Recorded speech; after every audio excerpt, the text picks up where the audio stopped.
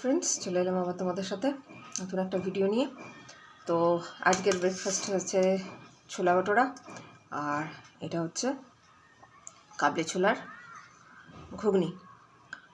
তো আজকেও ছেলে ট্রিট দিয়েছে, সব হয়ে গেছে। কর্তা কলেজ বেরিয়ে গেছে, পৌঁছে ফোনও করে দিয়েছে, ওদের খাওয়া দাওয়া হয়ে গেছে। এবার আমি নিয়ে বসেছি। তার আগে একটু তেল আচার বানালাম, তো সেটার ভিডিও নেক্সট কখনো যখন বানাবো তখন তোমাদের সাথে নিয়ে আসবো। তো যেটা তোমাদের বলার, বয়স হলে মনে হয় একটু টানটা বাড়ে। কেন বলছি, এতগুলো বছর বিয়ে হয়ে গেছে, তো কখনো এত আধিক্যতা করতে দেখিনি। তো ওর পরিবারের আর যারা ওর ভাইদের বিয়ে হয়েছে তারা দেখেছি বিয়ের প্রথম প্রথম নতুন বয়স থেকে বউদের নিয়ে বিশাল প্যাম্পার্ড ওয়াইফ।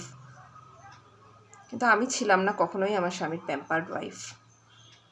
হঠাৎ সেদিন দেখলাম, একটা বিয়ে বাড়ি ছিল, ছবি তুলে দিয়েছিলাম, সেই ছবিটা তোমাদের সাথে শেয়ার করব।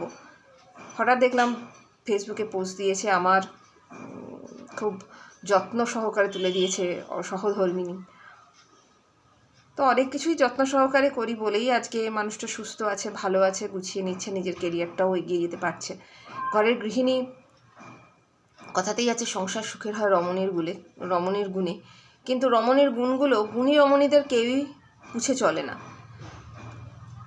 যাই হোক, তো দেখে ভালোও লাগলো, আবার একটু অবাকও হলাম। সেটাই তোমাদের সাথে শেয়ার করলাম খেতে খেতে। তো চলো আমি খাওয়াটা শেষ করি।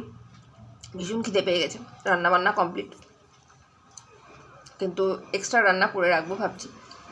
গাছগুলো তো জল দেওয়ার আছে, সমস্ত কাজকর্ম সেরে আবার চলে আসবো তোমাদের সাথে গল্প করতে।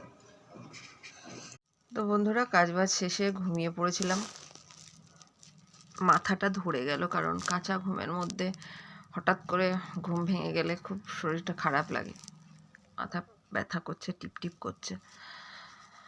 তো যেটা বলার, তো যে বললাম, আমি কখনোই প্যাম্পার্ড ওয়াইফ ছিলাম না।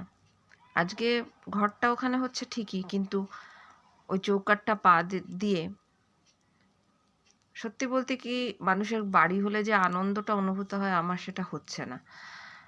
তার কারণ যখনই আমি ওই বাড়ির চৌকাঠটায় পা দিই, তখনই মনে পড়ে যায় আমার সাথে হওয়া অন্যায়গুলো, আমাকে করা অযথা অপমানগুলো, আমার সাথে করা বেইমানিগুলো।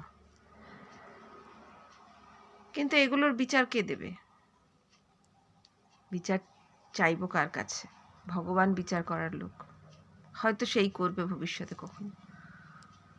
তো চলো, ভিডিও আজকের মতো এখানেই শেষ করলাম। শুভ সন্ধ্যা সবাইকে, ভালো থেকো সবাই।